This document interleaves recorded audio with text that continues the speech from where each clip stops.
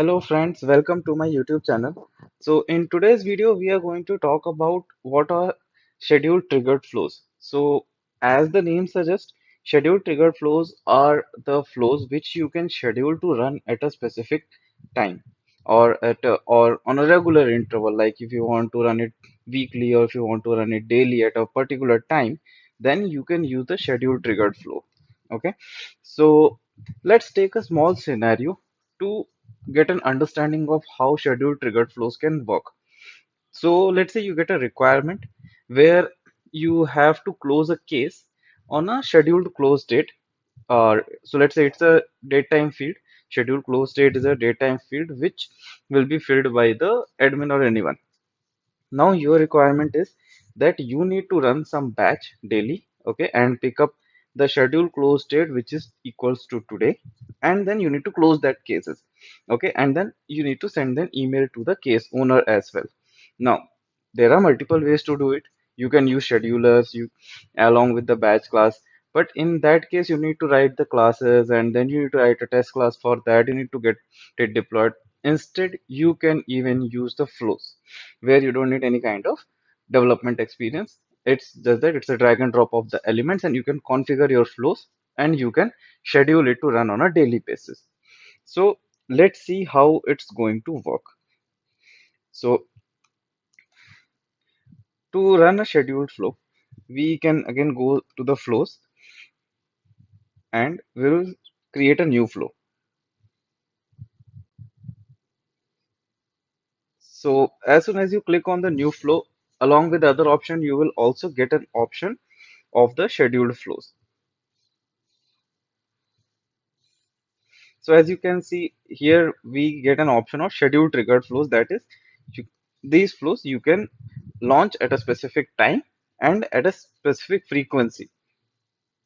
These are also a kind of auto launch flows. Auto launch flows, as we discussed earlier as well, auto launch flows are basically those flows which doesn't have any UI, they doesn't have any screens. They are considered as auto launch flow. And since this is also a backend process where your scheduler will run the flow in backend, this is also considered as an auto launch flow. So as I select the schedule triggered flow option, okay, you will get an option. First is you need to set the schedule. Okay, you have an option to set the schedule. When is the your start date, when is your end date, and what will be your frequency. Okay, yeah, either it will be once or it will be daily or it will be weekly. So let's say I'll take the start date as today, okay, 31st, and I want the schedule trigger start time. I will consider, uh, let's say you want to run it in some off hours, so I will take it as 4 a.m. 4 a.m. in the morning.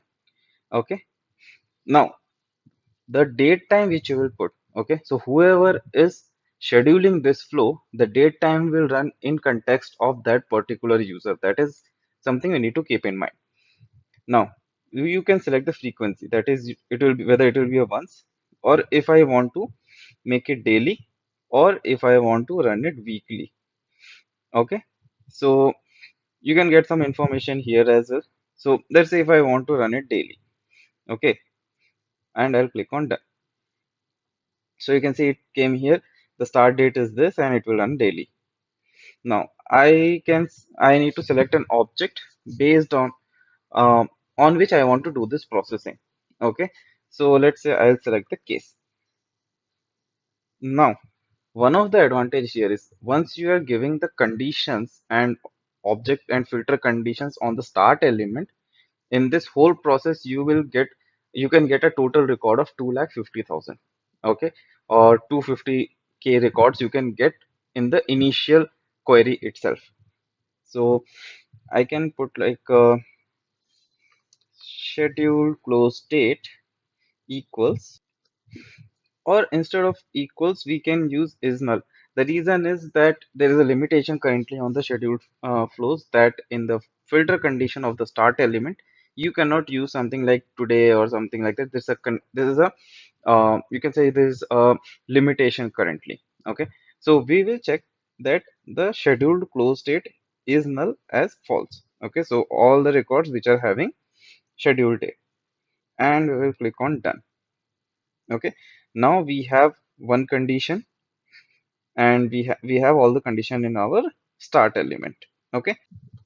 Now, since our start element is set up, it will give us the number of records based on the query which we have put in the start element. Now, how the batches are getting created in scheduled flow. So let's say you have a query which is returning around 1000 records. Okay. Now, in Salesforce, currently 200 is the default batch size for the scheduled flows, and it cannot be changed currently. That is currently in the ideas that user can update the batch size, but currently you have a default size of 200. So let's say you got 1000 records, it will automatically gets converted into five batches of 200 records, and the first 200 records they will come in a flow interviews basically. So you will get 200 flows interviews on which you will be doing the processing. Also, the bulkification of the scheduled flows are already being handled in the backend. So regarding the bulkification of the flows, I already have a separate blog which you can go and refer from the description. Okay, so you can consider that bulkification is already being handled in the scheduled flows. Now, as per our condition, we got the records. Now, next thing is we need to check. We need to first keep a decision element to check if um, scheduled date is today. Okay, and then we will give it like scheduled date is today. This is our positive scenario where the scheduled date is equals today. For and we will use record dot scheduled close date, which we have. This is equals, or you can say uh, flow variable, and then you can say current date time we have. So, or you can say current date time or current date. Okay, we'll keep it as a current date, and then we'll click on. Also, we will also put one more condition. I think our null condition check is already being put in the start element, so that's fine. And we will click on done. Now you see that I have something called two branches basically. One is scheduled date is today, that is our positive outcome, and default outcome, this is our negative outcome.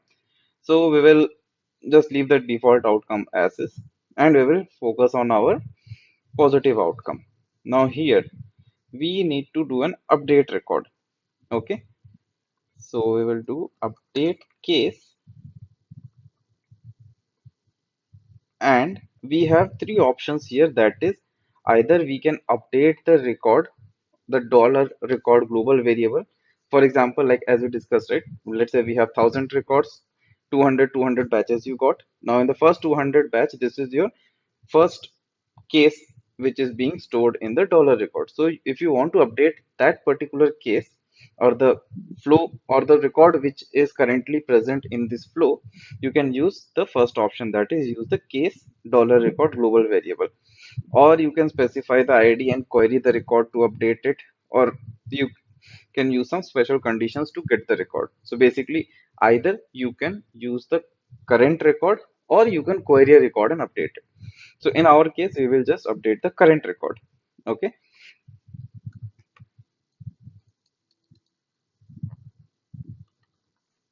We will put the status as closed for the and also we will make it as null.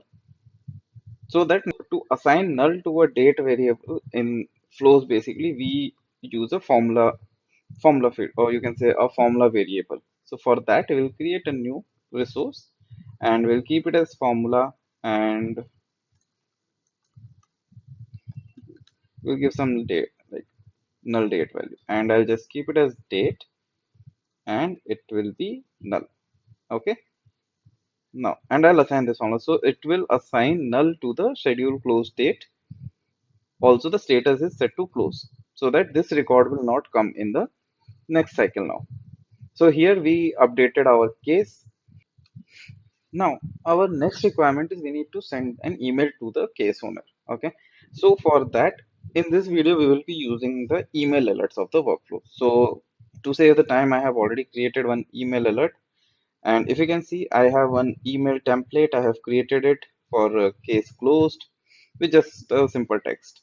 So if I show you, yeah, so this is just a simple text. You can put whatever text you want based on your requirement and whatever business needs. And then you can create a email alert as I have created here, case closed alert. And then who will be the recipient? So the case owner will be the recipient for this. Okay. And so next step is we will come here and we will select an action, and then in search we will just search for the email alert. And if you see, you will get an option of email alert which you have created. So that is case closed alert. So I have used the case closed alert and notify owner. We will give some label, some logical label, and then in record ID you can pass the case record ID. Okay, I will just pass the case ID. The advantage of using the email alerts is, as you know, we have a limitation of 5,000 records in Salesforce or per day. Okay, but when you use email alerts with a record ID, right, those emails doesn't get counted under the 5,000 limit. That is one of the advantage. 5,000 limit will only come in picture if you are giving the to address specifically with some email address, like some, let's say, test at the rate ABC. If you're giving to address something like that, it will comes under 5,000 limit. But if you're using email alerts, it will not come under that particular limit. So this is one of the advantage, and hence we have used the email alert here. And then we will click on done. So now we have two actions here. First is update case, and we have the notify owner. Okay, we'll just save this, and now we can activate. Now, once you activate this, you can check whether your flow has been, uh, or we can check in the jobs, scheduled jobs. You can check whether your flow has been scheduled or not. Okay, so if you can see, you will get your flow name here with the version. So this is my current version 1, and the type will be scheduled flow, and it has been now scheduled. So basically it has been submitted, and it will show me what will be my next runtime. Okay, and based on the next runtime the flow will run, and it will do your business logic. So this is the use case of scheduled flow. This is a very simple use case which I have shown you, but you can use the scheduled flows at multiple places. Let's say if you want to do some cleanup activity on a monthly basis on records, in that scenarios you can use the scheduled flows. Or let's say if you want to notify some users on a monthly basis, you can use your scheduled flows. Or let's say if you want to send some data from Salesforce to some third party on a weekly basis or on a monthly basis, in those scenarios also you can use the scheduled flow. So multiple use case based on your use case requirement, you can use the scheduled flows. Now we have seen currently how you can use the scheduled flows, but as you know, everything comes with some limitations. So some of the considerations which we can think of for the scheduled flows.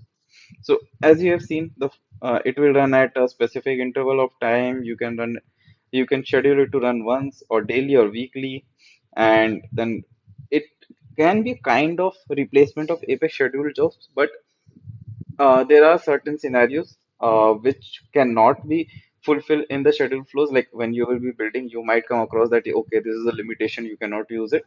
So in that type of situation, anyhow at the end you will go with the Apex side, but it can mostly replace the scheduled flow Apex scheduled jobs. Okay, now to activate any kind of scheduled jobs, you need to have view all data permission. Now, maximum number of flows interviews which you can have per hour, that is, it will be either 2,50,000 or 250K, or number of users multiplied by 200. Number of user licenses basically multiplied by 200. So whichever is greater. Okay.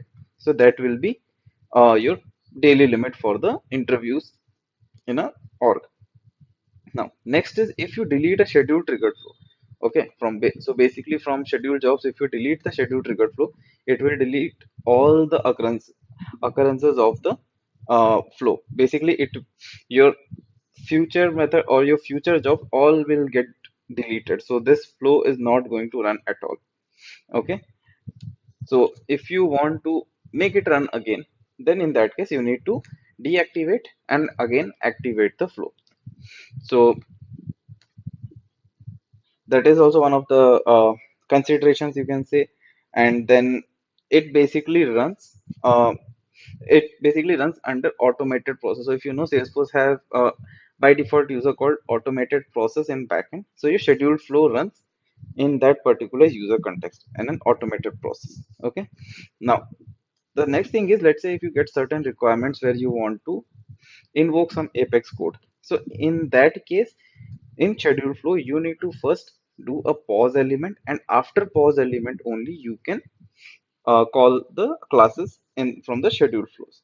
Okay, and same goes with the callouts as well. So any kind of callout if you want to do, it has to be after pause element. Okay, so these are some of the considerations of the scheduled flows, and you can use it in your multiple business requirement. It will be easier, no coding background required that much, and no writing of test classes and all will be required, and you can just create the schedule flows, and then you can do all your business processes in a very short time. So I hope you got a very good understanding of schedule flows now. You can reach out to me anytime if you have any query, and with this we will be closing our video. Thanks for your time, and do subscribe my channel. Thank you.